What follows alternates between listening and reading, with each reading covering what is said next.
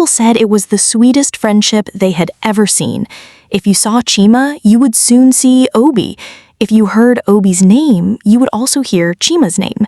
They were like twin brothers, though they came from different families. From childhood, they shared food, played in the dust, and even fought other children together. They grew into men, strong and able-bodied, always working from morning till night to survive. Their lives were not easy, but they had each other. That bond was their pride. Everyone who knew them always said, "Those two men, nothing can ever separate them." But nobody knew that the day would come when blood would flow inside a coconut, and their story would shake the whole village. One hot afternoon, after finishing a long day of carrying loads for traders in a faraway market, Chima and Obi were walking back home. Their bodies were tired, but their minds were filled with hope. They had worked for weeks, saving their earnings carefully. Both men had families to feed, and Obi's wife was heavy with pregnancy. The money was important. They talked about what they would buy for their families as they walked, their voices low but filled with dreams. As they reached the dusty road that led toward the river, they saw a man sitting on the ground, holding his head in his hands. His clothes were dirty, his face wet with tears, and his body weak. He looked like a poor farmer who had been beaten by life itself. The man lifted his face when he heard footsteps. His eyes were red and swollen. He was Aki, a farmer known in nearby villages. "Brothers," Aki cried, his voice breaking, "please help me. Please, I beg you." Chima and Obi stopped. "What is the matter?" Obi asked, bending down to look at him. "It is my daughter," Aki said, sobbing. "She's the only child I have, and she is dying. The doctor said she can survive if I get money for her treatment, but I have nothing. I have gone from house to house, begging, but no one has helped me. Please, I am begging you, save my daughter's life." Chima and Obi exchanged glances. Their hands touched the bags tied around their waists, where they kept their hard-earned money.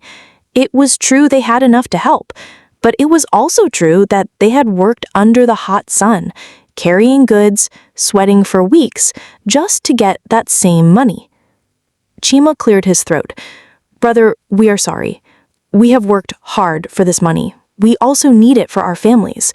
We cannot just give it away like that." "Please," Aki begged, falling on his knees. "She is the only one I have. If she dies, my life is finished." Obi looked troubled. His heart was soft. He turned to Chima. "Maybe we can help him with a little." But Chima shook his head. "No, I cannot. This money is for our future." Aki's tears fell like rain. His heart raced as he thought about losing his daughter. But suddenly, he remembered something. He quickly stood up, wiped his tears, and said, "Listen, I have something I can give you. I have a land, a very fertile land, close to the river. Anything planted there grows big and fruitful. I will divide the land into two and give you one part if you help me with the money." Chima's eyes lit up immediately. A fertile land near the river was a treasure. Obi also felt the weight of those words. The two men pulled each other aside and whispered. "This land will change our lives," Chima said eagerly. "We can farm, sell, and become rich." Obi nodded slowly. "Yes, but my wife is almost due. I need enough money at home. We can still do it, but I may not have much left." They returned to Aki. After some bargaining, they agreed. They would give him the money he needed, but Chima would pay 2 parts, while Obi would pay 1 part, promising to balance the rest after his wife's delivery. Aki wept and thanked them again and again. With the money, he ran off to save his daughter's life, blessing Chima and Obi with every breath. That day, the friendship of 2 men took a new shape. A seed of greed was planted without their knowing. Weeks passed. Obi's wife gave birth safely to a baby boy, and joy filled his household. After the celebration, Obi remembered the land. He gathered the remaining money and went to Chima. With a smile, he handed it to him. "Here, my brother," Obi said warmly. "Take this. Now we own the land together, just as we agreed." But Chima's face changed. His eyes narrowed. His lips tightened. He looked at the money and then at Obi. "Obi," Chima said slowly, You did not pay equally. I paid 2 parts, you only paid 1. How can we say the land is equal? No, I will take the bigger portion. You can take the smaller one. Obi's mouth fell open. What are you saying? We agreed it would be equal. That was the deal. Why are you changing it now? I am not changing it, Chima snapped. I'm only being fair. I gave more, so I should get more. Obi's heart burned. He felt betrayed.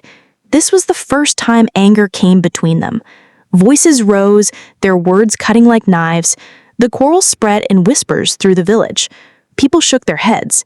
Chima and Obi fighting? What has the world become? Days turned into weeks. The quarrel refused to die. The land became a silent wall between them. One day, Chima went to the farm alone. He carried his cutlass, cleared the grass, and prepared the land for planting. Sweat ran down his back as he worked, dreaming of the harvests he would enjoy. He didn't know that eyes were watching him from the bushes. Obi had passed by and seen him. His heart tightened. Rage boiled inside him. The thought of losing the land to Chima made his mind dark. A voice whispered inside, "If he is gone, the land will be yours. Yours alone." Obi trembled. He looked around. The place was silent. Chima bent low, his back turned, unaware. Obi stepped closer, gripping a heavy stick he had picked up. His chest pounded. Then, in a moment of madness, he raised the stick and struck. Chima cried out once, then fell silent. Blood stained the soil of the land they had once dreamed of sharing. Obi's hands shook, but his fear pushed him to act quickly. He dug a shallow grave and buried his best friend there, covering the soil with trembling hands. When he was done, he wiped his face and walked away, his heart beating like a drum. That night, Chima's wife waited for her husband. The hours passed. She asked neighbors, she searched the roads, she even went to Obi's house. "Have you seen Chima?" she asked, worry in her eyes. Obi shook his head calmly, though his stomach churned. "I have not seen him for weeks. Maybe he traveled. Who knows?" Days became weeks, and weeks became months. Chima was never found. His wife cried and cried, but later accepted her fate. She raised her children alone, holding on to a thin hope that one day he would return. But he never did. Years rolled by. 10 years passed. Obi grew older, his children grew, and his wife's hair began to gray. The land he had once shed blood for lay untouched, covered in weeds and wild plants. But one day, Obi decided it was time. He walked to the land with his cutlass and cleared it. As he worked, he noticed something that took his breath away. In the middle of the land stood a tall, beautiful coconut tree, its leaves spread wide, its trunk straight and strong, and its coconuts large and heavy. Obi smiled, his teeth shining. "This land is truly fruitful," he said aloud. "Even without my planting, it has given me a gift." He harvested some of the coconuts and took them home. "Wife," he said proudly, "go to the market tomorrow and sell these. They will bring us good money." The next morning, Obi's wife went to the market with the coconuts. People gathered quickly. The fruits were so big, so fresh, shining in the sun. Buyers rushed, pushing each other, eager to get a share. Before long, every single coconut was sold. But when the buyers reached home and broke the coconuts, a terrifying thing happened. Instead of water, red blood poured out. Thick, dark blood filled their bowls and stained their hands. Screams filled the village. Some people ran out of their houses, throwing the coconuts away. Some fell to the ground in shock, calling the name of God. "How can blood be inside a coconut?" they cried. "What is this evil?" And the strange thing was this.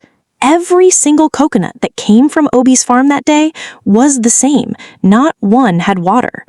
All had blood. The market was in chaos. Women screamed and dropped their baskets. Men shouted in confusion. Children cried as the thick red liquid stained the ground. Everyone who had bought Obi's coconuts ran back to the market with anger and fear. They threw the bloody fruits at Obi's wife. "Wicked woman," one of the buyers screamed.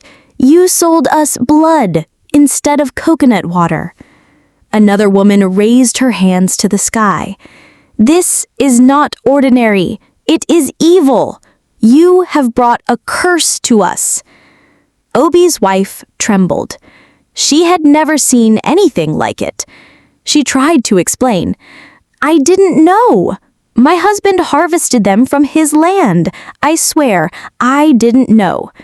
But no one listened. The people were too shocked. Some even spat on the ground and cursed. When Obi heard the news, his heart nearly stopped. He sat in his house, silent, his mind racing. The land he had killed his best friend for was now producing fruits filled with blood. His chest felt heavy. He could not sleep that night. Lying on his mat, he stared into the darkness. He remembered the day he killed Chima. He remembered the soil covering his friend's lifeless body. A cold fear entered his bones. Could it be, he whispered to himself, could it be Chima? The next morning, Obi gathered courage and returned to the farm. The coconut tree looked beautiful, as always. Its fruits hung heavy, shining in the morning sun. No one passing by would ever imagine the horror they carried inside. Obi climbed the tree and plucked one coconut. He broke it open with a stone, and immediately blood gushed out, staining his hands. He dropped it in fear, his heart pounding. "It is true," he said to himself, trembling. "The land is cursed." But still, greed is stronger than fear in some hearts. Obi thought deeply. If the coconuts bring money, maybe I can still sell them in secret. People don't have to open them in the market. I will make them pay before they discover what is inside. That thought gave him courage again. He gathered coconuts and returned home. The next market day, he told his wife to go and sell them again. She looked at him with wide eyes. "My husband, do you not remember what happened? People almost stoned me to death. They will never buy from me again." Obi frowned. "They will buy. Tell them it was a mistake, that maybe only those first coconuts were bad. This time, they will be fine." His wife shook her head, but obeyed. She went again, carrying the coconuts in a large basket. At first, people hissed at her. "Is not that the woman who sold us blood last week?" they asked each other. But when they saw how fresh and big the coconuts looked again, their curiosity grew. Hunger and desire for sweet coconut water blinded their fear. Slowly, some buyers came. Then more followed. Soon, she sold everything again. But when those buyers reached home and cracked open their coconuts, the same thing happened. Blood poured out. Thick, hot blood, as if it came from a human body. This time, the cries of the people were louder than before. Some ran to the village chief. "There is evil in Obi's land. He is selling us blood in coconuts." The chief sent his guards to bring Obi. When he arrived at the chief's compound, the crowd had already gathered. Men, women, and children filled the place, holding the bloody coconuts in their hands. "Obi," the chief said in a deep voice, "tell us what this is. Why is there blood inside your coconuts?" Obi fell to his knees, trembling. His lips quivered, but no words came. The crowd shouted in anger. "He must be practicing witchcraft," one man said. "No, maybe he killed someone and buried them there," another shouted. "Yes," a woman screamed. "That is why blood is flowing from the land." Obi's eyes filled with tears. His whole body shook. The chief banged his staff on the ground. "Speak the truth now, or this village will cast you out." At that moment, the weight of his secret was too heavy. He bowed his head and wept. "My people," he cried, "forgive me. 10 years ago, I killed my best friend, Chima, and buried him on that land. We fought over the farm, and my anger pushed me to do the unspeakable. That coconut tree must have grown from his grave. That is why there is blood inside." The crowd gasped. Women covered their mouths. Men shook their heads in disbelief. "You killed Chima!" The chief's voice thundered. "The same Chima we searched for years ago?" "Yes," Obi admitted, his tears falling. "I killed him with my own hands. I buried him with my own hands. And now his blood has cursed me." The crowd erupted in anger. Some rushed toward him with sticks, but the chief raised his hand. "Stop," the chief commanded. "This is no ordinary matter. The spirit of Chima cries from the ground. The gods will judge." The chief ordered that Obi be taken away and tied. The elders gathered. They decided to consult the oracle, the mouthpiece of the gods. That night, the priest of the oracle entered the shrine. He poured palm wine on the ground, killed a fowl, and called on the gods to speak. The people waited outside, silent and trembling. After a long time, the priest came out, his face dark and stern. He raised his staff and spoke. "The gods have spoken. The blood coconut is a sign of vengeance. Chima's spirit is restless because his body lies in the soil of betrayal. Until justice is done, every fruit from that land will bleed. Until Obi pays for his crime, the curse will not end." The people murmured in fear. The chief nodded slowly. "Then justice must be done." The next morning, the elders carried Obi to the land. They asked him to show them where he had buried Chima. With shaking hands, Obi pointed to a spot near the roots of the coconut tree.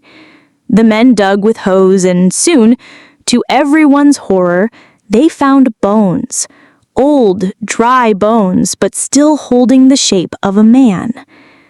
Chima's wife was called. When she saw the bones, she fell to the ground wailing. "Chima, my husband, after all these years I have found you. They told me you had disappeared, but here you were, sleeping in the ground of betrayal." The people wept with her. The whole village shook with sorrow. The chief raised his voice. "Obi, you killed your brother, your best friend, for land. The gods have exposed you. From today, you are no longer part of this village. You will be sent far away, and this land will never belong to you." The elders carried Obi away. His wife and children cried, but no one pitied them.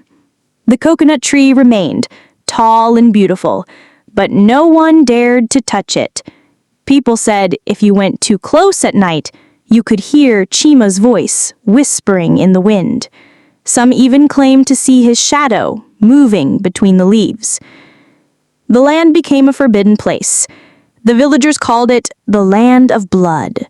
Children were warned never to play there. Farmers refused to farm near it. Everyone believed the curse was too strong. But Obi, in his exile, could not stop thinking about it. His heart was unrestless. He wondered if there was a way to break the curse and claim the land again. Greed still whispered in his ears, even as his shame burned his soul. And so, the story of the blood coconut was far from over. Exile was like slow death for Obi. He lived in a small village far from home, where nobody knew him. Though he worked, he had no peace. Every night, his dreams were filled with Chima. Sometimes Chima stood before him, his face covered with soil, asking, "Why, Obi? Why did you kill me?" Other nights, Chima sat under the coconut tree, cracking fruits that poured blood, laughing as the red liquid flowed. Obi would wake up sweating, his heart pounding. He could not sleep again. His wife and children also suffered. People in their new village avoided them when they heard the story. They were treated like strangers. Obi's wife grew thin from shame and sorrow, and his children were mocked by others. But even in all this misery, Obi's heart still longed for the land. He could not forget it.